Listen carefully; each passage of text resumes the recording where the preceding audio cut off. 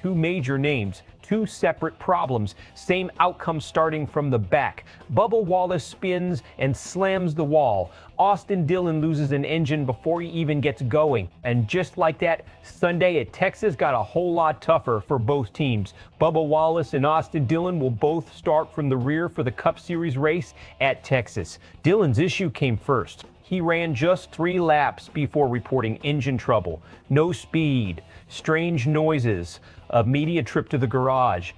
Childress Racing confirmed an engine change, which means no qualifying attempt. Then came Wallace.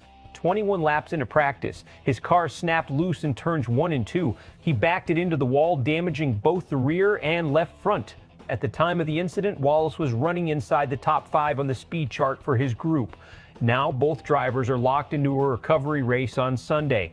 Texas Motor Speedway isn't forgiving, and this proves it. This track has a reputation: fast, slick, unpredictable. Drivers are constantly on edge, especially in the corners. For Wallace, this is a missed opportunity. He's shown speed at Texas before he even won the pole here in 2023. For Dillon, it's a different kind of frustration. Mechanical issues before qualifying, that's the worst case scenario for any team. And here's the bigger picture. Track position at Texas matters.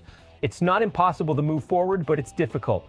Dirty air, tire wear, and strategy all play a role. Starting at the back doesn't just affect where you line up, it impacts pit stall selection, it limits early stage strategy, and it forces drivers into aggressive situations earlier than they'd like. So both teams are already playing from behind before the green flag even drops. Let's break down the two situations separately because they tell very different stories. First, Austin Dillon. An engine issue this early raises concern. This isn't a minor adjustment, it's a full component change. That means the team is scrambling to rebuild confidence in the car. No qualifying laps, no real setup validation.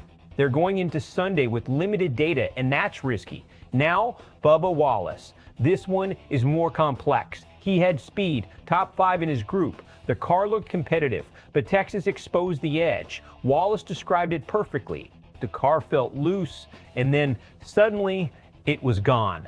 That's a classic Texas scenario. Once the rear steps out in those corners, recovery is almost impossible. Now here's the strategic problem. If 23XI Racing has to go to a backup car, they lose even more track-specific tuning. That means starting from the rear with a car that hasn't been fully dialed in for race conditions.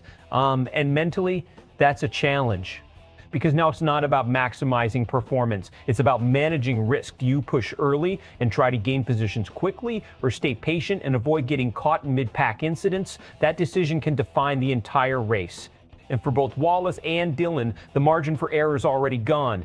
Fans are going to react in 2 ways. Some will see this as bad luck, just part of racing at a difficult track. Others will question execution, especially with how critical practice sessions are for dialing in the car. Media coverage will likely focus on Wallace's incident because he had speed and lost it in a split second. But there's also quiet concern around Dillon's situation. Mechanical issues like that raise bigger questions about reliability heading into race day. Both drivers navigate the early chaos, use strategy to gain track position, and turn this into a comeback story finishing inside the top 10. They get stuck in traffic, struggle with handling, and become vulnerable to incidents in the mid-pack ending the day early or outside contention. So here's the question.